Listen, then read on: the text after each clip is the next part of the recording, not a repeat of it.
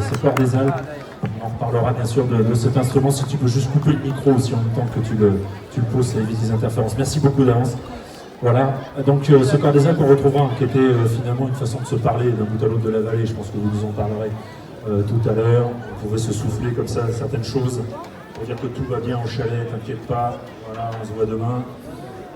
Non, on ne va pas se voir demain, on va se voir tout de suite maintenant avec Florent. On va retourner sur cet atelier fabrication Beaufort aujourd'hui ici, cette place Berthaud. Un petit résumé ce matin, un agriculteur juste au-dessus, là, au char du beurre, traisait tout l'ensemble de ses vaches. Ensuite, il nous a apporté 280 litres de lait, voilà, donc qu'on a réservé toute la matinée ici. Ensuite, on a lancé l'atelier de fabrication avec donc Florent et Denis. On a monté, on chauffe à 34 degrés, on a emprésuré, après on a tout arrêté dans la cuve, ceux qui étaient là, je fais un petit résumé pour les autres, et tous ceux qui étaient là pourront vous expliquer ce qui s'est passé. On a donc attendu que finalement ce lait se gélifie, caille, finalement c'est du caillé finalement qu'on retrouve dans ce chaudron. Et maintenant, voilà, on en est là. Le fromager a dit ok, c'est maintenant qu'on va pouvoir trancher ce caillé. Florent, qu'est-ce qui va se passer maintenant dans cette cuve? Le fromager, il a dit qu'il a pu observer le temps de cuve, c'est-à-dire qu'on est passé de l'état liquide à l'état crémeux. Ah, c'est un grand moment pour le fromager parce que le pire qui puisse arriver, c'est que le lait caille fort. Surtout qu'il y a un peu de monde autour. Quoi. Si on est tout seul dans un petit coin, tout se passe bien, mais là, je disais à Denis, on va passer pour beau rigolo. Bon. Là, finalement, ça a fini parce que ça a quand même mis du temps. Puis c'est vrai que le fait de travailler le lait d'un seul agriculteur, d'un seul troupeau, c'est un lait qui va réagir complètement différemment d'un lait de mélange. Moi, ce matin, quand je suis parti de la coopérative, j'ai pris mon volume de présure par rapport au cube d'hier de 7000 litres. J'ai dit ça va prendre entre 26 et 27 minutes, et là, au bout de 35 minutes, toujours pas de temps de prise. J'ai dit à Denis par où on se sauve, là, on se cache, parce que sinon on boira le lait. Bon, non, ça finit par cailler, ça finit toujours par cailler. Depuis 25 ans que je fais du fromage, j'ai jamais vu qu'on y arrive pas. Donc on va encore y arriver aujourd'hui. Donc là maintenant, on est en train de passer de l'état crémeux à l'état solide. La digestion, continue de se poursuivre tranquillement. Et puis quand on va juger une texture, une fermeté suffisante, et ben, on va commencer le découpage de cette masse de caillé jusqu'à obtenir un grain de la taille de riblé. Donc il faut, après, pendant le décaillage, il faut suivre l'évolution de ce grain pour qu'il soit ni trop dur, ni trop doux, pour le mettre dans des conditions optimales d'égouttage. C'est-à-dire que ensuite, quand on va remonter en température, la température va avoir pour effet de sécher les mains. C'est-à-dire qu'on va faire sortir à l'intérieur de ce grain encore du petit lait. Donc c'est ce qu'on appelle le sérum intragranulaire. Et après, sous presse, on continue encore à évacuer du petit lait. C'est le petit lait intragranulaire. Donc là, on veut sécher pour conserver. On fait un fromage, regarde. Voilà, l'idée, encore une fois, si on fait du fromage, c'est pour conserver le lait. Dans le lait, ce qui ne va pas se conserver, c'est l'eau, ça ne sert à rien, on en a partout, on ne va pas s'amuser à transporter l'eau en plus. Donc, pour des raisons de conservation et puis de praticité, on a trouvé cette solution. Nos aînés, ils ont dit, on va tout simplement retirer l'eau de tout le reste, et le reste, c'est les lipides, les protéines, les oligo-éléments, enfin tout ce qu'on va retrouver dans un fromage. Et voilà pourquoi, donc c'est ce qui va se passer vraiment maintenant. Pour l'instant, on a juste fait en sorte que le lait se gélifie. Si vous pouvez voir le geste à l'intérieur, je ne sais pas si vous voyez derrière les barrières, vous avez vu, il a essayé de voir Florent comment on cassait effectivement ce gel. Il l'a fait avec cette fameuse poche, il a été voir, il a regardé dans une cuve de 7000 litres en bas, là, comme ce serait le même geste. Oui, exactement. On fait exactement la même chose là, sur un volume beaucoup plus petit. Donc là, par contre, on tient compte d'un temps de prise qui était très long, donc on va le prendre un peu plus ferme. Parce qu'il va évoluer très lentement pendant le décaillage. Donc là, il est encore un petit peu trop doux pour être travaillé. Et puis là, j'ai une surface de fil, de tranche caillée, qui est très importante par rapport à la surface de la cuve, donc il faut en tenir compte aussi. Donc voilà, c'est un petit peu l'expérience du fromager. Puis un fromager, il s'adapte non seulement au lait du jour, mais aussi au fil de saison. À l'automne, quand il y a beaucoup de vaches en fin de lactation, c'est un travail qui se travaille différemment. Donc il y a beaucoup de paramètres Moi, je me souviens quand j'ai commencé, quand on est jeune, on croit beaucoup savoir. Et puis au fil du temps, on s'aperçoit que finalement, on ne connaissait pas grand-chose. Mais bon, c'est beau d'y croire, donc il ne faut pas dire aux jeunes. Mais c'est aussi l'expérience n'a pas pris. Et voilà, c'est aussi ce qui fait le charme du métier, puis l'intérêt du métier, c'est d'en apprendre tous les jours. C'est vraiment ce qu'on disait, hein, vraiment un fromager, un bon fromager, il restera dans l'atelier à vie si vraiment il travaille bien. On va quand même bien lui donner à lui la responsabilité d'aller travailler les dizaines de milliers de litres de lait qu'on va faire à la journée. Par exemple sur l'atelier de Beaufort. Voilà, on va de nouveau regarder un petit peu ce gel. Alors vraiment sur l'aspect, on peut vous dire c'est un peu comme du yaourt, c'est absolument pas du yaourt qu'on a dedans, mais en tous les cas c'est un peu cet aspect-là, si vous voyez, un petit peu ce dessert un peu gélatineux. Voilà, on va retrouver un petit peu cette texture à l'intérieur de la cuve. Et quand on parle ensuite de décailler, de trancher le cahier, ce qu'on va faire c'est qu'on va vraiment aller séparer les protéines et les lipides de l'eau. Et là c'est ce qu'on va voir tout de suite maintenant. Alors, on va commencer. La manière dont j'ai essayé d'observer le cahier, c'est que j'ai enlevé la couche superficielle parce que vu qu'elle est au contact de l'air, elle est plus froide. Donc du coup, le cahier n'a pas une texture représentative du volume. Donc il faut enlever les 5 cm superficiels pour aller vraiment avoir une bonne appréciation du cahier. Là, il a la bonne texture. Au départ, on fait ce qu'on appelle un découpage en damier. On coupe dans un sens puis dans l'autre. Avant, après d'avoir un geste circulaire, emmener le cahier et faire en sorte qu'il danse avec les tranche-cahiers en quelque sorte. Allez, c'est parti pour la danse du tranche-cahier avec Florent, voilà. Alors ça maintenant, effectivement, dans les ateliers, c'est automatisé. Hein. Là, vous avez un robot qui va venir faire ce geste, le même. Voilà, et là, on va aller chercher vraiment, effectivement, tout ce gel et on va commencer à couper, vraiment, on le tranche. On va trancher ce gel qui est donc le cahier, on le tranche et au fur et à mesure, on va commencer à avoir des plus petits grains, des grains de plus en plus petits. Et Florent nous disait tout à l'heure, on va aller chercher des grains qui sont de la taille entre blé et riz. Voilà, pour en tout cas le Beaufort, et puis pour chaque fromage, ça va être différent. C'est un mode de fabrication à chaque fois, un process qui est différent d'un fromage à l'autre. La cuve, on n'en a pas trop parlé. Vous avez une cuve ici, vous voyez sa forme, et puis surtout c'est une cuve en cuivre. Alors c'est pas que pour le folklore, bien au-delà, c'est le cuivre parce que déjà c'est un très très bon conducteur de chaleur. C'est-à-dire que l'ensemble de la cuve va être à la même température, même si on chauffe que du dessous. Vraiment les rebords de la cuve, eux, vont tout de suite prendre la même température. Hein. Le cuivre est un très très bon conducteur thermique. Et puis aussi ce côté un petit peu rond qui permet d'avoir une plus grande surface de lait au contact du cuivre. Voilà, ça permet d'unifier vraiment, d'homogénéifier la température et la chauffe de ce lait. Premier test de ce tranché. Donc là, le découpage en damier est fait, je laisse encore un petit peu revenir, il va continuer à durcir. Et puis là, on va attaquer le découpage en petits grains tout doucement, ça va durer 3-4 minutes. Et après, pour partir à brasser jusqu'à la bonne cuisson, ni trop peu, c'est-à-dire on assèche au maximum tout en gardant de bonnes conditions de collage des grains. Alors ça c'est très codifié évidemment dans l'appellation Beaufort, on a vraiment un process de fabrication qui est assez codifié, on va retrouver ça vraiment dans tous les ateliers évidemment pour sortir un Beaufort. Beaufort qui est donc de la famille des gruyères, on est bien d'accord, c'est un gruyère, c'est le gruyère de notre région. C'est la même famille, c'est le prince, on dit le prince des gruyères. Vous savez tous bien sûr la différence entre le gruyère et les emmentales. Et l'emmental, on a effectivement des yeux, on a des choses qui se créent à l'intérieur, mais ça aussi c'est lié à la fabrication, c'est la biochimie de la fabrication de l'emmental qui fait qu'on va favoriser l'apparition d'une bactérie qu'on ne doit surtout pas retrouver dans le Beaufort. Et cette bactérie, c'est elle qui, en se développant, crée des gaz, crée un gaz et qui va créer ces fameux yeux, parce que donc ce gaz il ne peut pas s'échapper du fromage, et donc le fromage il a les yeux, il se gonfle, c'est pour ça que vous avez ces grosses bulles d'emmental avec les yeux dedans. Donc cette fameuse bactérie qu'on doit du coup absolument pas retrouver dans le Beaufort. Donc on va tout faire pour pas qu'elle se développe.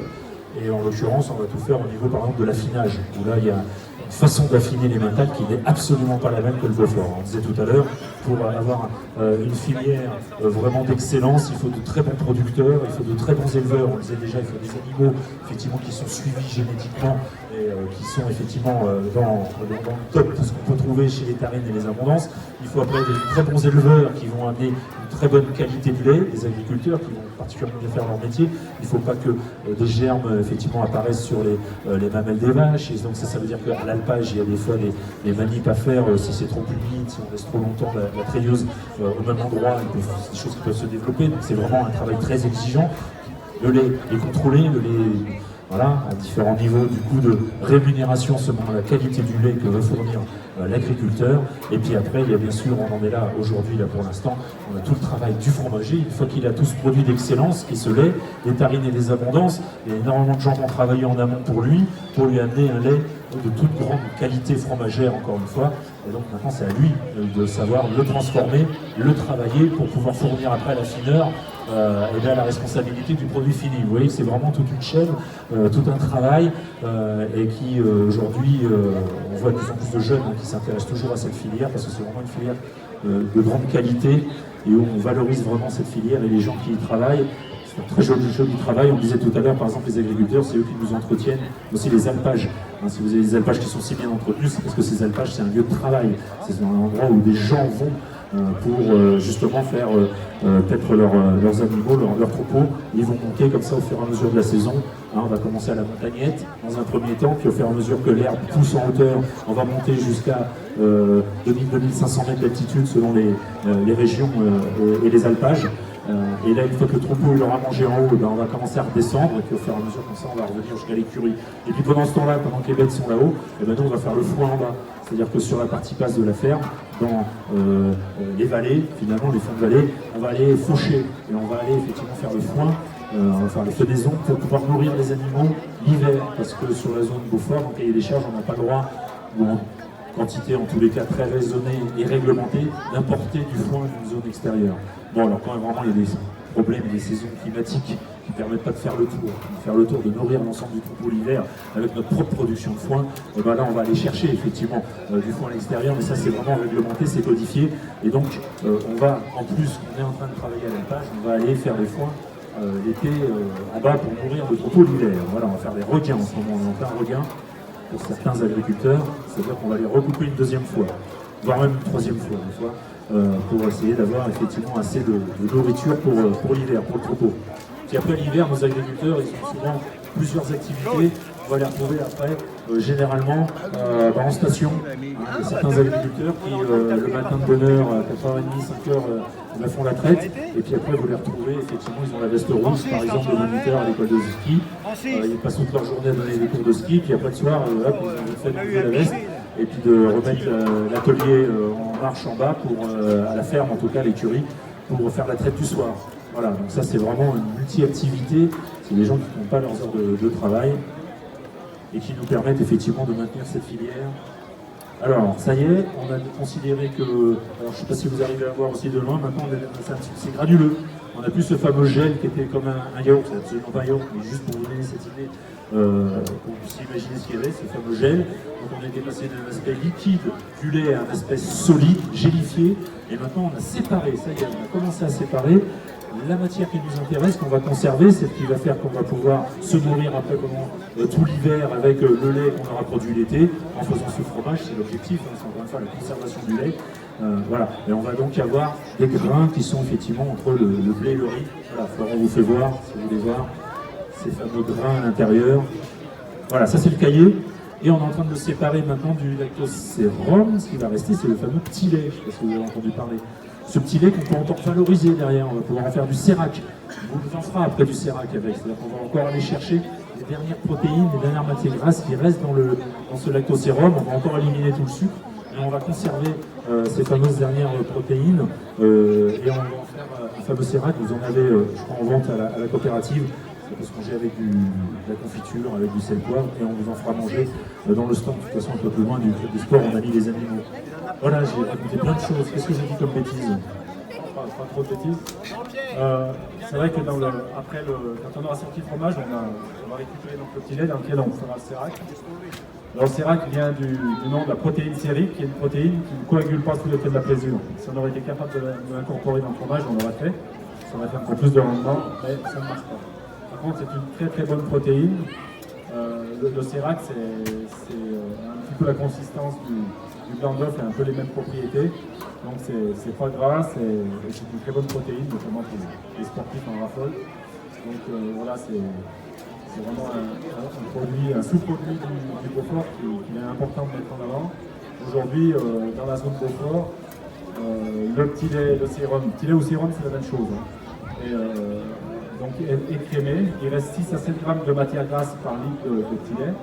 Et ensuite, le liquide restant est récolté et apporté à une usine qui se trouve à côté d'Albertville, qui s'appelle Savolacté, où avec cette protéine sérique qui reste dans le sérum, on fabrique du lait reconstitué en quelque sorte, qui a de très bonnes valeurs parce que nous avons le privilège d'avoir une très bonne protéine sérique dans la filière Beaufort. Et puis c'est pas fini, parce qu'après une fois qu'on a fait le Sirac, il reste encore ce fameux petit lait, et avec lequel on va pouvoir chauffer par exemple l'atelier de fabrication de Sirac. Oui, effectivement, parce qu'il y a un méthaniseur, c'est-à-dire qu'on réutilise, on boucle le circuit, on se sert de toutes les valeurs des sous-produits pour faire de l'électricité, pour créer de l'énergie et être finalement le plus propre possible. Et c'est vraiment dans l'air du temps. Et aujourd'hui, la filière Beaufort a fait un énorme travail dans ce sens.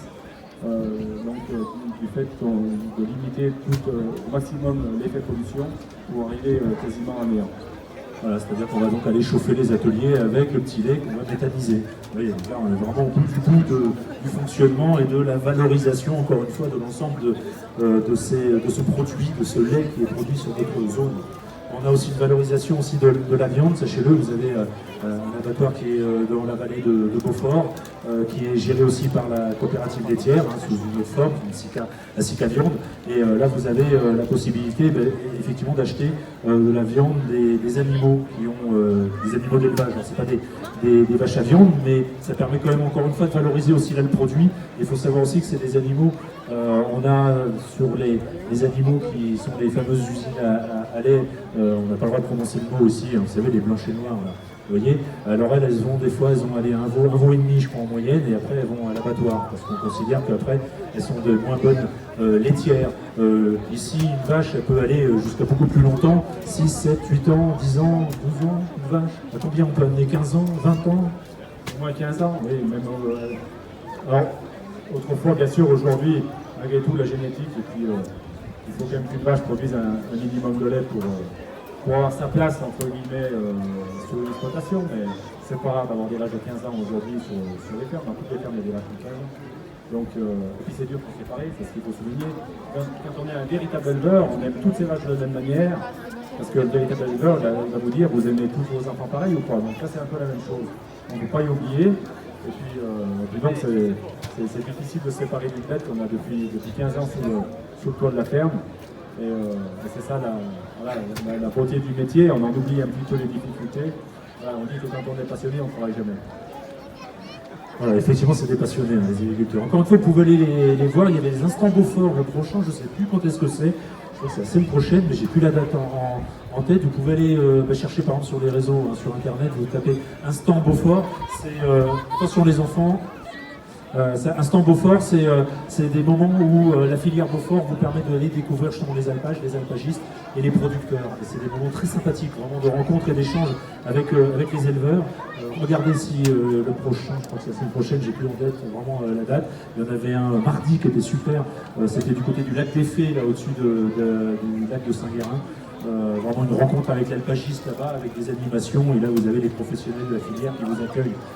C'est gratuit, hein, vous pouvez vous inscrire et puis il y a une petite participation pour 2-3 activités, mais vous pouvez vous rendre en randonnée, c'est toujours des randonnées très accessibles, très sympas. Donc tapez Instant Beaufort et vous verrez la prochaine dans le Beaufortin et la semaine prochaine je pense. Et puis sinon dans vos randonnées, encore une fois, par exemple sur l'alpage de Bizane, si vous allez voir les marmottes, je ne sais pas si vous avez pris le temps d'aller voir la colonie des marmottes de Bizane avec vos enfants. Allez-y, c'est sympa aussi à voir. Vous leur donnez pas à manger, hein, par contre, hein, s'il vous plaît. Mais vous pouvez rester un moment assis, et puis elles peuvent approcher assez près finalement.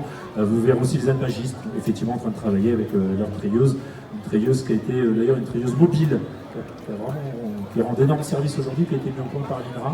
l'Institut national de recherche en agronomie et puis la coopérative, justement les tiers du Beaufortin, qui a travaillé sur ce prototype et qui a développé donc, cette fameuse treilleuse que vous voyez tirée par le tracteur et qui est posée comme ça à l'alpage et qu'on peut déplacer et dans laquelle c'est toujours la dominante qui rentre en premier.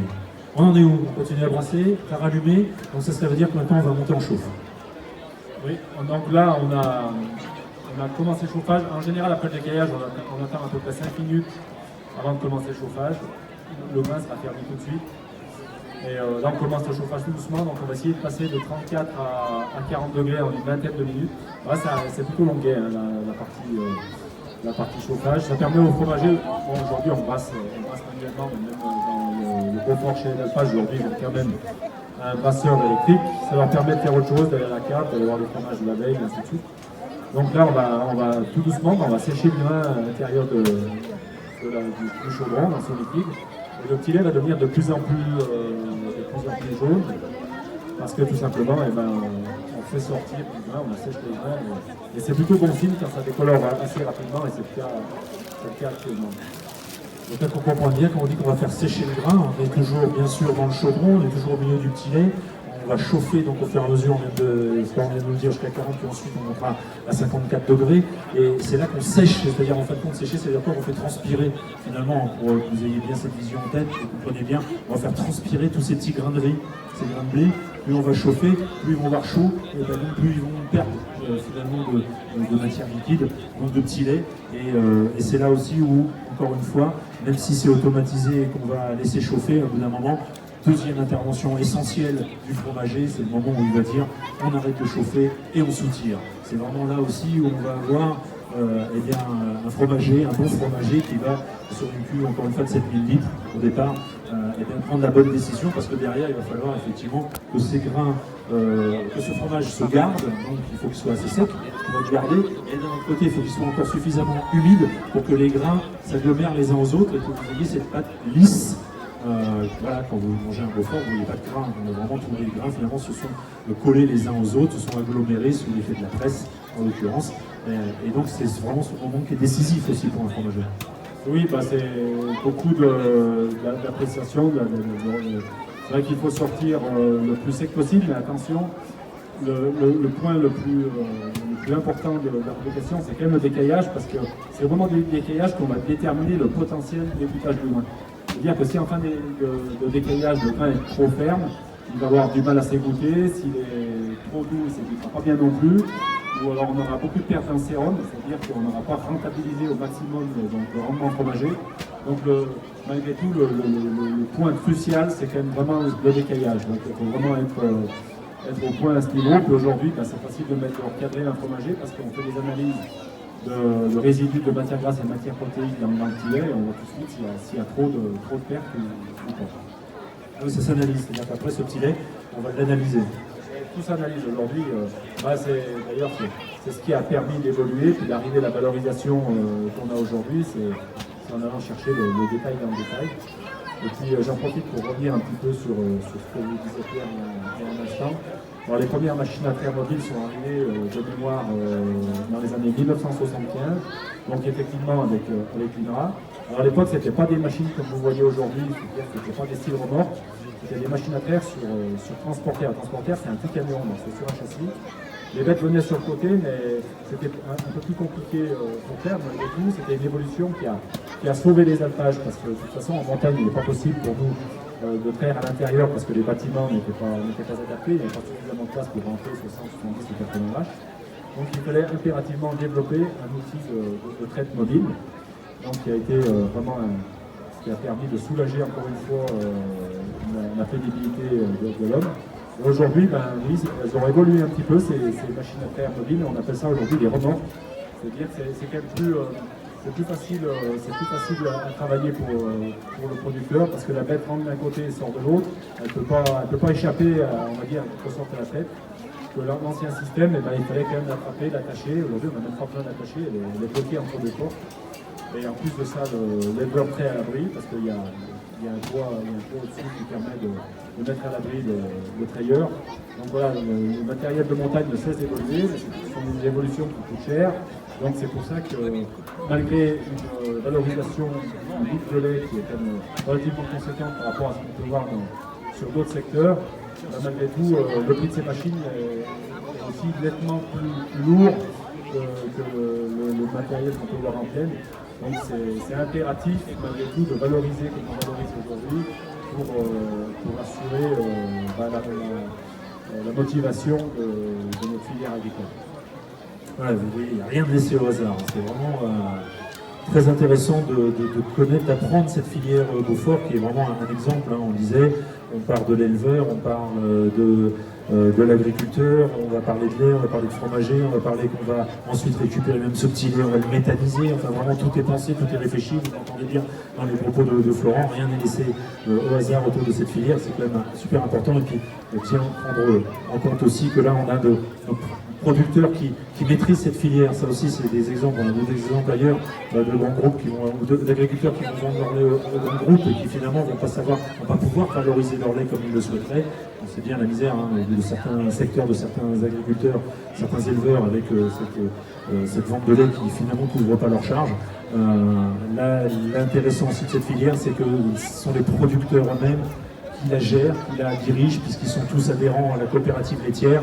C'est eux les coopérants, et donc c'est eux qui réfléchissent à toute cette filière. C'est eux-mêmes qui s'imposent les pénalités, c'est eux-mêmes qui décident de contrôler le lait, c'est eux-mêmes qui vont décider de faire une filière CERAC, métalliser leur lait. Voilà, tout ça c'est réfléchi, c'est collectivement qu'ils imaginent tout ce fonctionnement et qui les amènent aujourd'hui et qui nous amènent à pouvoir goûter à ce fameux fromage, de l'avoir conservé, parce que c'était pas sûr que dans les années 60, on soit encore sur un fromage Beaufort.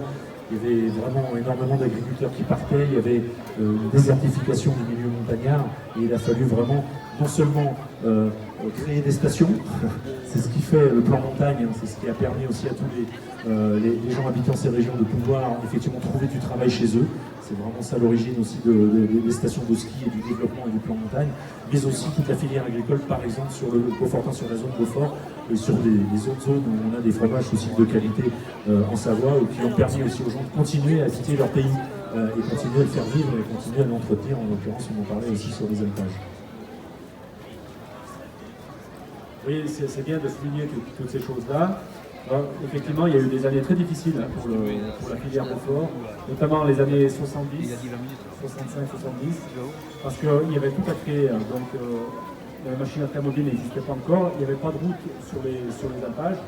Donc, les alpages se désertifiaient, effectivement.